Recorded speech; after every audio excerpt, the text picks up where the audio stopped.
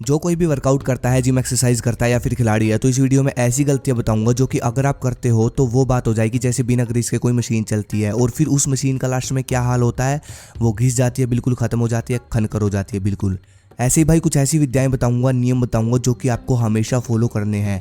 और एक तरह से गलतियां भी यही हैं, अगर आप इन नियमों को फॉलो नहीं करते, इन गलतियों की वजह से आपको बहुत बड़ा नुकसान होगा फ्यूचर में।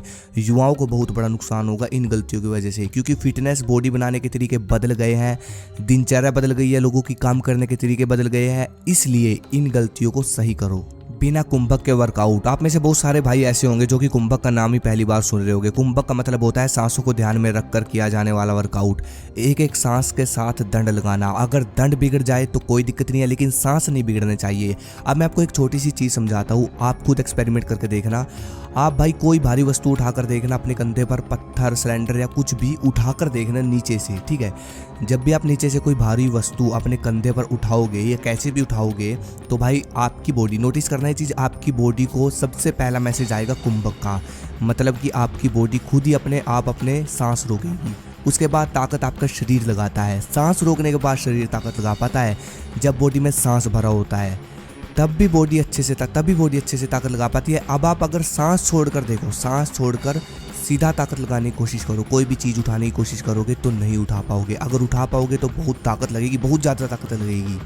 इसी तरह हमारी बॉडी पावर जो है ना हमारी बॉडी के, वो कुंभक के साथ हो, यानी कि सांसों के साथ जुड़ी हुई है।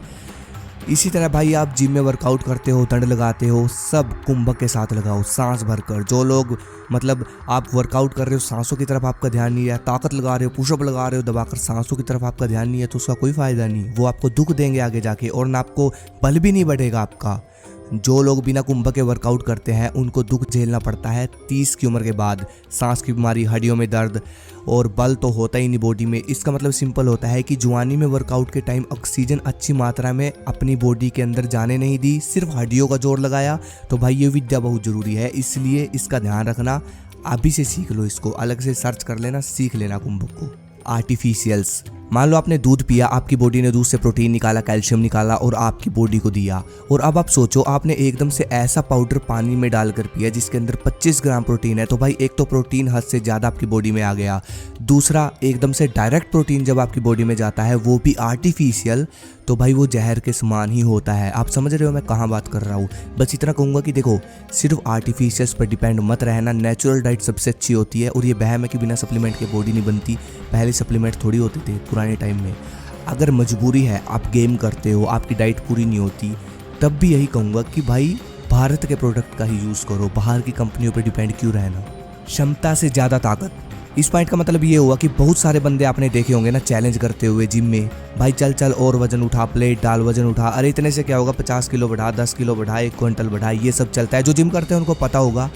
कुछ लोग दिखावे के चक्कर में वजन ज़्यादा उठाते हैं, उससे होता ये है कि पेट की नसों पर ज़्यादा प्रेशर आता है। चलो छोड़ो, मैं अपनी बात कर लेता हूँ। ये चीज़ें मैंने बहुत की है, मैं भी दूध का दूल्हा नहीं हूँ, मैं खुद मानता हूँ।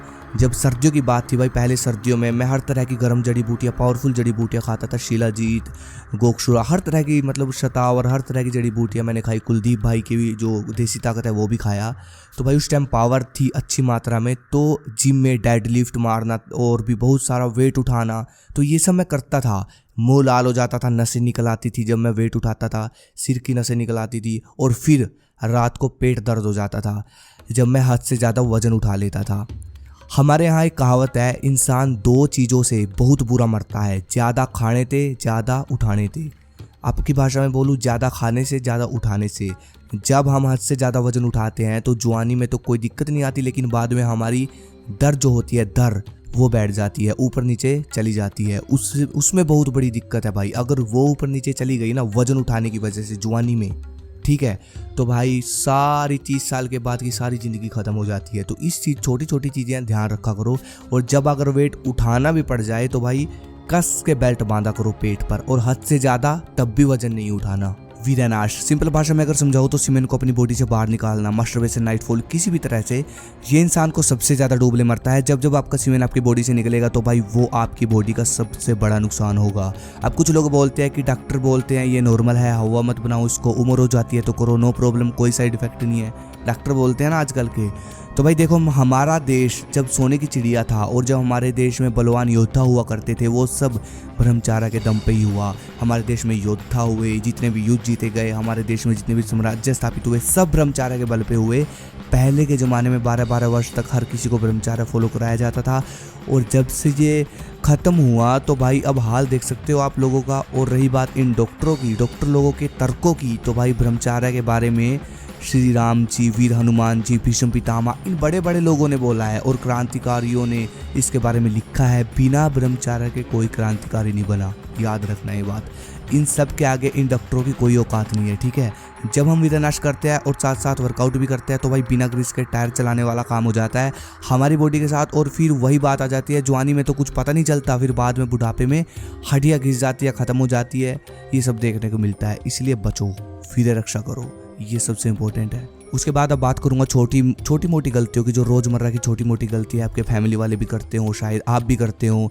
जैसे कि आप जिम से आए और आप एकदम नहाने चले गए, आप पसीने में आपने एकदम से पानी पी लिया, आप बाहर धूप से घर में आए और एकदम से गटागट पानी पी गए।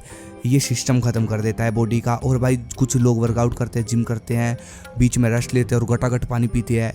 पानी का मतलब बीच में क्या है, 1 सिप 2 सिप, वो भी पहले अपने मुंह से घोलो, उसके बाद अंदर जाने दो। पेट भरकर जिम के बीच में या कैसे भी 2-4 घूंट से ज़्यादा पानी पीना ही नहीं है। पूरा मतलब अंदर से पूरा गर्म हीट हो रखा होता है शरीर, उस टाइम अगर आप पूरा अच्छे से पानी पी लेते हो जिम के बीच में, वर्कआउट के बीच में, तो भाई समझ जाओ वो चीज़ हो जाएगी। मोटरसाइकिल का इंजन जब गर्म होता है ना, तो उस पर पानी गिर के देखना, आप समझ जाओगे। बस ये पॉइंट है, इनका ध्यान रखना। अगली वीडियो किस पे चाहिए मुझे कमेंट करो। धन्यवाद। जय हिंद, जय भारत।